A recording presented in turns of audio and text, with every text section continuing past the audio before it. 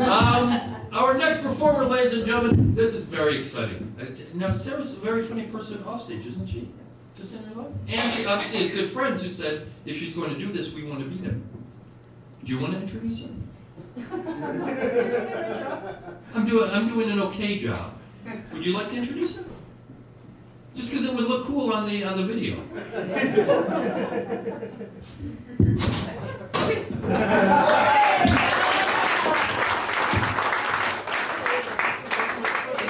Is just dead ahead, and just make sure her name is at the end.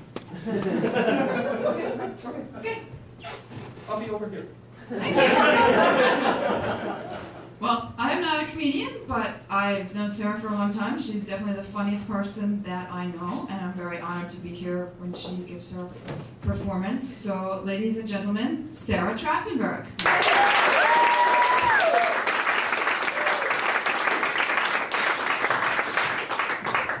Debbie, you didn't make me laugh there. I think you didn't deliver it right. You Canterbridgians are so boring. No couples, no kids, no Discovery Channel. I'm disappointed in all of you. I mean, none of you even watches The Zebra on National Geographic. This is my first time doing this. That's been drummed to death, but I've been training for this my entire life. Yes, I am Jewish. To have a non-Jewish person up here doing this would be affirmative action, which Canterbridgians love. My mother always wanted me to do stand-up. She knew I didn't have the brains to be a doctor, which is actually very generous of her, because she knows that all of my material will be based on her. Who here has a mom? Yeah. Are they annoyed or what? Well, my whole family is pretty. All these discussions about drugs. You know those PSAs saying parents are the anti-drug? No. Parents are the reason why people do drugs. And I think that my childhood would have been much better if my parents had mellowed out a little. Oh, to be in Amsterdam. So I'm not really sure what I am to my mom. I was the second-born child, second of two, last born. I was born feet first. Not very many Americans, I think I might be one of the last Americans to be born that way. They almost always do a C-section if the baby is coming out that way.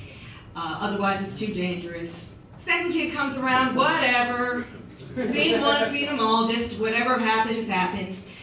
So I came into the world literally a backward child. And as they say, the rest is history. My mother has some very strange habits. I was just visiting her a couple of weeks ago. One time I had a friend over, she's cutting up a watermelon. In Israel, people eat watermelon all the time. They do. I never understood why that's a black stereotype. Everybody likes watermelon. So she's cutting up this watermelon. Juice spilling on the counter.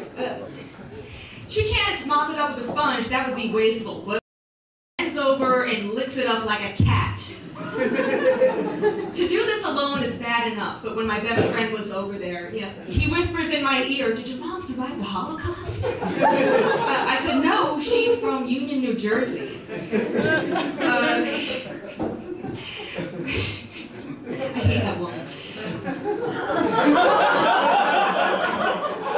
It never gets any easier. You think I would have outgrown all the stuff with adolescence.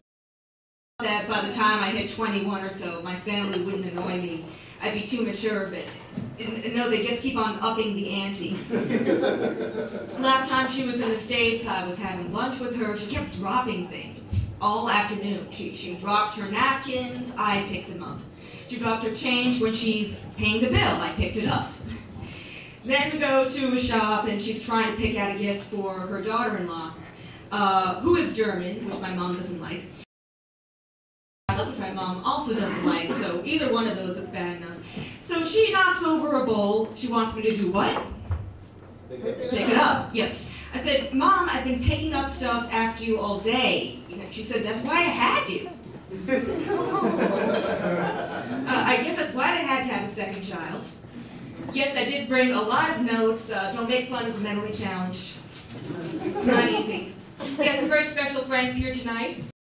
And the short bus sense of the word, but special nonetheless. Airport security sucks anymore. I just took about 5, maybe 6 flights in the past 3 weeks. I don't know, those of you who haven't flown lately, it just gets tougher and tougher. You go to the X-ray and you have to put everything in its tray. It's like putting laundry away in a walk-in closet or something. Take off your shoes. I went to Germany in spring to visit my brother. This experience will last a lifetime. Oh gosh. So I'm in my shoes, these shoes by the way. I should probably preface this by saying I'm a writer. You're supposed to say, I'm sorry to hear that. Guy says, those shoes are suspicious. We're going to have to take you aside. And I said, what do you mean, why? There's duct tape on them. I said, yeah. He to you? I said, no. It looks like I'm a starving writer and I can't afford better shoes. And he says, well, it looks suspicious. You're going to have to come over here. I said, everyone uses duct tape. He says, I don't. I said, that's un-American. Get in line. This is where our tax dollars are going. Protecting America. So, you know, all of us here, we all know the only 2 tools that you need are duct tape and WD-40. If it sticks together and shouldn't, use the WD-40. If it doesn't stick together and should, use the duct tape. Here's this guy saying he doesn't use duct tape. Okay. I go to the X-ray. What do I happen to see? Roll of duct tape. I showed it to him like this.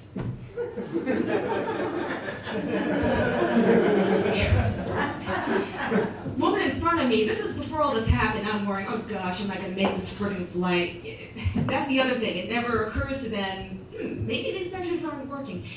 Woman in front of me also had some trouble. Turned out that unbeknownst to her, she had 5 cigarette lighters in her purse. 5.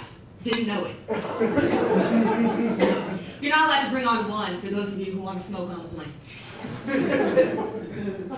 Now, it looks to me like if you need to carry 5 cigarette lighters at any given time, traveling is probably not your priority.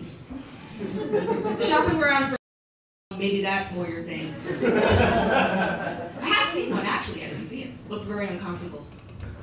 Yeah, so wading through bureaucracy is so fun. You know, whether at the airport, whether the rest of my life, like filling out a job application or any other kind of form for that matter.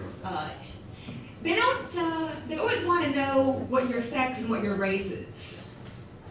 You know, for the obvious reason that they want to discriminate against me, or not. Otherwise, why would they ask? But they don't say race, they say ethnicity. I guess just saying race is an offensive concept. Oh man, so I prefer to be called Caucasian, not white, because I'm from the Caucasus Mountains. Or so I've been told. Actually, I'd rather put down saltwater person if I'm in a particularly salty mood. I'll write down saltwater person. Those of you who study anthropology know that the Native European saltwater people, when we first came here, from their perspective, we came from the ocean. Saltwater people. And another thing is that they say gender instead of sex, because gender is a nice word, sex is a bad word. If I'm feeling very feisty, I'll write in the margin. I'll take them literally. What is gender anyway? Is that a concept that we construct? Is it laid down the tracks of childhood? I'd say in my adult years, I've come to reject the concept. P.S. I'm female. Looks to me like they can't tell. They shouldn't be asking me anyway, I guess. Thank you so much. You look really good on the model.